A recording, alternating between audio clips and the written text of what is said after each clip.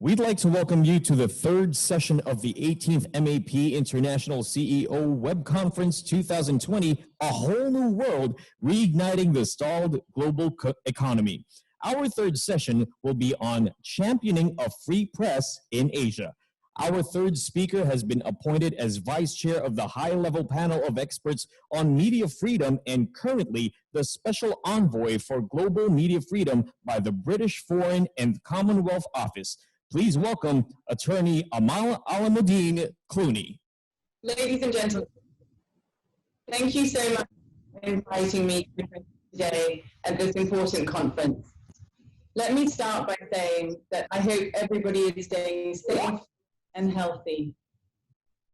I was actually due to travel to Manila just before lockdown, and I hope that I will be able to visit your beautiful country again once restrictions can safely be lifted. Ladies and gentlemen, we are living through a time of crisis, and in such times, reporting the truth is more important than ever. Information about the coronavirus in the early stages of the pandemic could have saved thousands of lives. Silencing journalists and others who tried to report on the virus was deadly, as it allowed the disease to spread while people were in the dark. And all over the world, as truth is being suppressed, false information proliferates instead. In my view, this puts not only public health, but also the future of democracy on the line.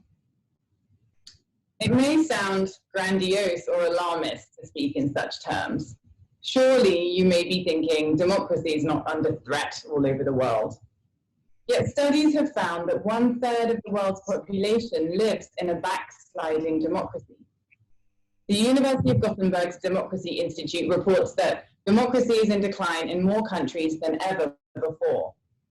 And Freedom House reports that democratic freedoms have been in decline for over a decade in both open societies and authoritarian states alike.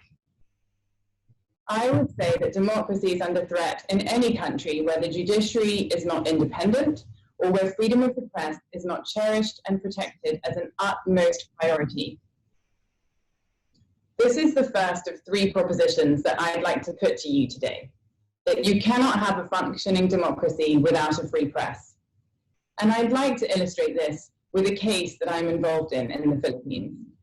The case of Maria Ressa and Rappler, the news site Maria set up that over 10 million people now routinely access and read. Maria is a renowned journalist, a Filipino-American national who has won some of the most prestigious awards available to her profession, who's been Times Person of the Year. But the authorities in Manila are not proud of her. Instead, in response to reporting on hard-hitting topics like the drug war and corruption, they have gone after her, with threats and hateful language emanating from presidential podiums and across social media, and with a string of prosecutions designed to silence her and send a chill down the spine of any other journalist thinking about reporting unflattering news. Earlier this year, a trial judge convicted Maria and her colleague of cyber libel for an article she did not write based on a law that did not exist when the article was written, and as a result of a prosecution initiated 6 years after the limitation period had expired. The article was about alleged corruption by a Supreme Court justice who was facing impeachment at that time, a matter of clear public interest. But none of this stopped the trial judge from imposing a draconian 6-year maximum sentence on Maria. And in a bizarre twist, the judge even cited Nelson Mandela's struggle for freedom while single-handedly undermining respect for fundamental freedoms through her verdict. Defenders of the judgment have claimed this is just a private dispute between a journalist and the person whose reputation was harmed by the story. But this is not correct. It was a criminal prosecution brought by the Department of Justice. The state advocated for a conviction and a term of imprisonment. It is now defending the judgment and is expected to oppose the appeal. So this is the government's case, their choice and their legacy. It will be for my colleagues, Maria's Filipino counsel, to make submissions in the appeal, and a panel of appellate judges can still set things right. But Maria faces a barrage of other charges, all equally serious, that expose her to many decades behind bars. And in the meantime, the message to other journalists is clear: be quiet or you'll be next. According to a professor of journalism at Columbia University, this is how democracy dies in the 21st century. In a musty courtroom with a judge invoking Mandela. There are no power grabs in the dead of night, no tanks rolling down the streets, no uniformed officers taking over TV stations, just the steady drip, drip, drip of the erosion of democratic norms, the corruption of institutions, and the cowardly compromises of decision makers in courts. As Maria has herself put it, it is the death of democracy by 1,000 cuts. I believe that Maria's struggle is one that defines our times. Data gathered in the last few years shows more journalists being imprisoned around the world than at any time since records began. And this in turn threatens every other right. Because if the press is silenced, we don't know about human rights abuses. We don't know about corruption. When you switch off the news broadcast by the country's largest television station, as the Philippine government did just weeks before Maria's judgment, you see, as the Washington Post puts it, democracy dying in darkness. And what we see happening in other parts of Asia reminds us that it is much more difficult to win a right than to lose it. The people of Hong Kong know that. They've seen basic rights vanish overnight, with young people, foreign residents, and business leaders packing up and leaving in response to a new security law that the UN says infringes on fundamental rights and places undue limitations on freedom of expression. I often read about leaders in the region being described as strong men, a title that sounds like it should imply something positive. But as The Economist recently reported, the Asian countries performing particularly poorly when it comes to the coronavirus have leaders who are strong men. Sri Lankans' rights are imperiled now that their country is led once again by sibling strongmen. And each day in the US, we live through the consequences of choosing a supposedly strong man over a smart woman. What we must remember is that a clampdown on critics, a silencing of dissent, is not a sign of strength, but the ultimate sign of weakness. It is a sign that you know you cannot win in the marketplace of ideas, so you have to have a monopoly over the ideas that are expressed. So that was my first proposition to you, that you cannot have a functioning democracy without a free press. The second is that the press cannot be free if journalists face imprisonment for their work. Of course, there are instances when speech is so dangerous that criminal penalties may be appropriate, such as speech that intentionally incites imminent violence. But of course, over time, we have learned that vague laws that allow states to imprison people for criticizing their rulers stifles not only speech, but progress. Laws criminalizing blasphemy and sedition are inherently open to abuse. An attack on reputation can be dealt with through civil libel laws instead of prison time. Quite simply, there are better ways to deal with unwanted reports than locking up the reporter. This in turn leads to my third proposition, that the Philippines should honor its international commitments. The UN ruled in a case called Adonis v. the Philippines that the Philippines should reform its libel laws and ensure that journalists cannot be imprisoned for libel. The case involved a radio broadcaster from Davao City, Alex Adonis, whose life was ruined when he was convicted and sent to prison for reporting on a congressman's misdeeds. But the Philippines has not reformed its laws to comply with the ruling. And as you know, the government has recently U-turned on its support for the International Criminal Court. But it hasn't always been this way. The Philippines is one of Asia's oldest democracies. It was a founding member of the United Nations. It has ratified more international human rights treaties than any other ASEAN nation. Filipino delegates helped to draft the Universal Declaration on Human Rights, and a Filipina held the pen on the UN Convention on Women's Rights. In 2011, the Philippines became one of only 2 ASEAN states to recognize the International Criminal Court. And until recently, the country was considered by many to have the freest press in Asia. So I hope that the Philippines will take steps to honor its international commitments and that future leaders will consider that they have nothing to fear from the ICC. Let me end where I began, with my 3 propositions. If you want to have a functioning democracy, protect the press. To protect the press, don't imprison journalists for their work. And do honor international treaties that the Philippines has itself played a part in drafting. I believe these propositions are important and far-reaching because championing free press in the free speech in the Philippines also means championing it in Asia, if the Philippines could once again set the example. Now, you may say that I'm biased.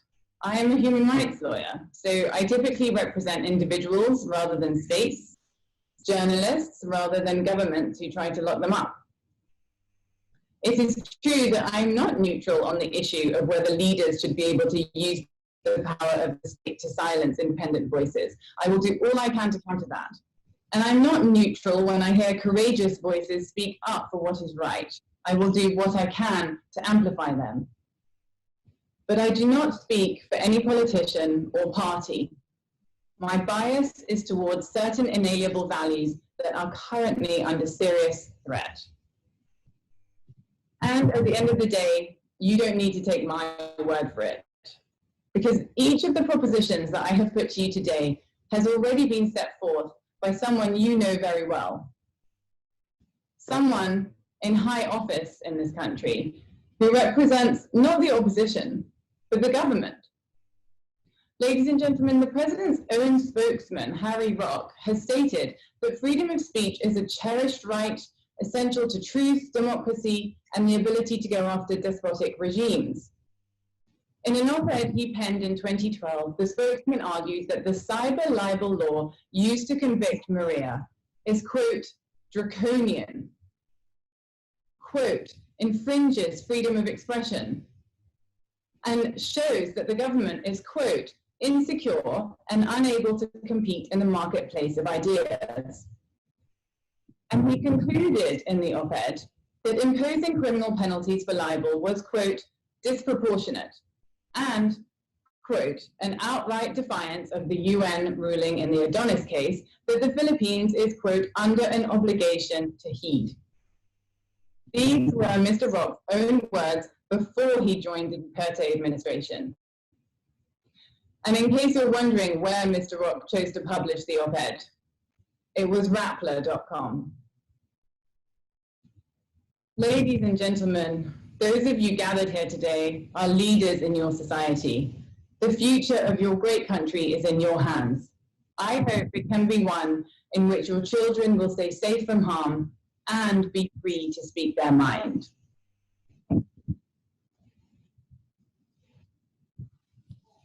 Thank you so much, Attorney AMAL ALAMUDDIN CLOONEY. To moderate today's question and answer with Attorney CLOONEY, please welcome the President of Integrated Bar of the Philippines, Attorney Domingo Egon Cayosa.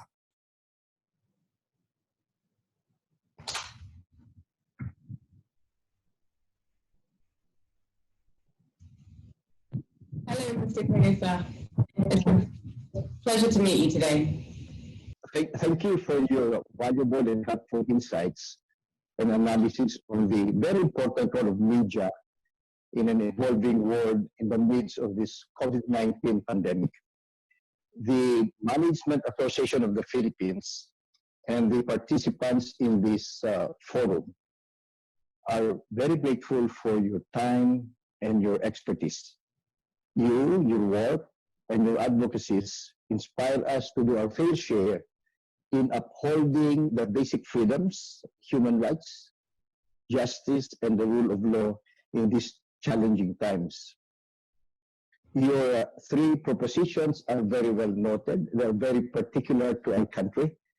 And we also appreciate your emphasis on the value of dependable media in the free marketplace of ideas. You also take note of backsliding democracy that's becoming a trend in the world. And of course, the reality of continuing threats to free press and expression. While waiting for the questions from the audience, let me start with some of our own. First, Atty. AMAL, to what extent can the global community influence jurisdictions where freedom of the press is relatively restricted? Are there sufficient mechanisms, international or global mechanisms, to safeguard and ensure accountability of media and of the press? Thank you so much for the question. You hear me clearly? Yes, yes. Okay, great. Well, in a word, the answer, if the question is, are there safeguards, the answer is not enough, insufficient ones. And to some extent, it depends on which region you're in terms of what supranational remedies might be available. So in Asia, for example, as you know, although there's the ASEAN network, there is no Asian Court of Human Rights. So whereas in Europe or in Africa, or in the inter-American region, there is the possibility in some cases of going to another court outside of your borders. There isn't that same regional construct, at least as of yet, in Asia. But there are UN bodies that have jurisdiction to deal with freedom of speech cases. I mentioned the Adonis case, the Human Rights Committee, and there are also other groups. You know, what we're also seeing in the global sort of, enforcement world, if you like, is sort of carrots and sticks that are sometimes employed to incentivize states to comply with their international obligations. So, you know, an example of a carrot is the EU has a system of trade preferences called GSP Plus, which, as you know, the Philippines, among other countries, benefits from. Those trade preferences can be very important to a country. Indeed, for the Philippines, you know, I think exports to the EU have gone up by 22% since it benefited from this trade regime. That preference scheme is linked to a country's compliance with international human rights treaties. And so if the EU determines that that compliance, for example, because of violations on freedom of expression, is undermined, then those kinds of trade preferences can be withdrawn. And the other side of the coin, if you like, in terms of an example of a stick rather than a carrot, would be the use of what's sometimes called Magnitsky sanctions. So even if there's no international mechanism to adjudicate a particular dispute beyond the state's borders, an individual state, for instance, the US, may impose sanctions on specific officials who are deemed to be responsible for human rights violations, including violations of the right to freedom of expression. So there's a patchwork of mechanisms that, as I'm sure you know, but some of your other audience members may not be aware of. Thank you very much. We hope those mechanisms and trends will infect the Asia-Pacific region. I have another question for you. Atty. AMAL, in a time of pandemic where facts and science should be the basis of rational decisions and actions, what are the challenges to traditional media vis-a-vis social media, which is largely unvetted? So what are the challenges to traditional media? Yeah, vis-a-vis social media, which is largely unvetted. Yeah, I mean, I think the biggest difference is just on social media, the speed with which information flows makes it much more difficult to regulate, and sort of principles that used to be relevant when you were thinking about a newspaper publishing something, for instance, a right to reply, don't really work in the same way in the social media landscape because of how quickly information travels, and we've seen many examples of false information traveling much faster than truthful information. So it is obviously a different challenge, and as you say, you know, there's a different sort of regulatory scheme that applies. And I think what we're seeing in the US is a general sort of agreement among many observers that the current regulatory framework is not sufficient. It's not sufficient to ensure that speech on social media does not incite sometimes ethnically fueled violence, as it did in Myanmar. It's not sufficient to prevent disinformation spreading in a way that can undermine an election and a democracy. And it's not sufficient to prevent the spread of information that can be extremely harmful to health, as we've seen during this pandemic, with false information leading to many deaths in Iran, for example, because people were ingesting substances that were not, in fact, coronavirus cured.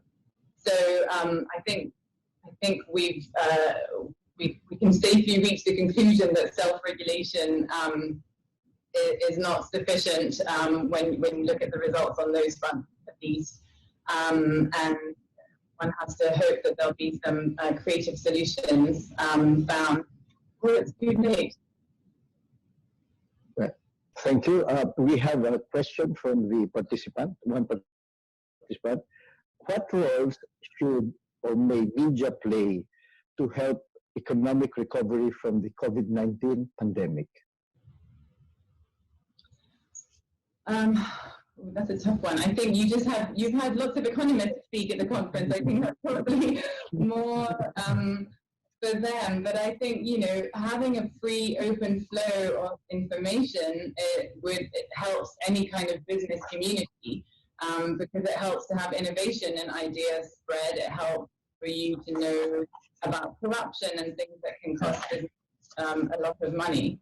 And as I was saying, obviously, countries can also lose money and face various types of financial and other sanctions if they are mistreating the media. So, these things are intertwined. But I think for measures to save the economy more generally, you're going to have to consult with your another question.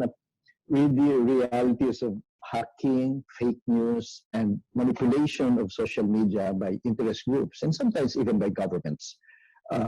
Should there be more safeguards or regulation of social media? And if so, from whom should these safeguards or regulations come?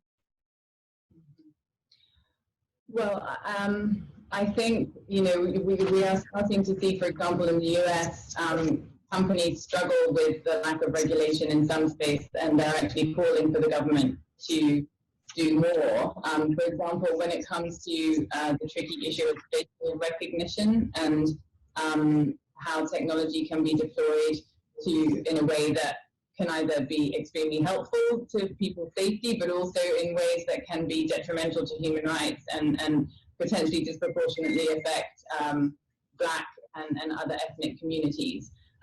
Companies like Microsoft have come forward and said, we are actually not going to use this technology until the government regulates. So they're saying we're not going to sell this technology to police departments, at least, until there's proper regulation of how that technology can be deployed. So I think, at least in some areas, it should come from the government. I know with Facebook, for example, they have set up a sort of independent group that has an oversight board, and we haven't seen their work yet. I know it has some very eminent personalities on it, but we'll have to wait to see if that group is able to make a meaningful difference in terms of non-governmental regulation, so somewhere in between self-regulation and government regulation with this idea of sort of independent experts. Well, thank you very much, Attorney AMAL. We would love to ask you more questions, but we have limited time. But we fully take note of your three propositions and your suggestions. And once again, thank you, Attorney AMAL. Your inputs to this conference, together with the other experts, will guide all of us as we move to building a new world, perhaps a better world. As we say it in our country, maraming salamat, mabuhay, and in your own words, stay safe and healthy. Thank you. Thank you so much. It was a pleasure to be with you today, and I hope next time it can be in person. All the best. Thank you very much, Attorney AMAL ALAMUDDIN CLOONEY. Thank you as well to our moderator, Attorney Domingo Egon Cayosa from the Integrated Bar of the Philippines. Before we move on to the next session, we have a poll happening again to find out your thoughts and opinions on the sessions. Your answer would be greatly appreciated as we craft the themes and topics of importance and interest to you in our succeeding conferences.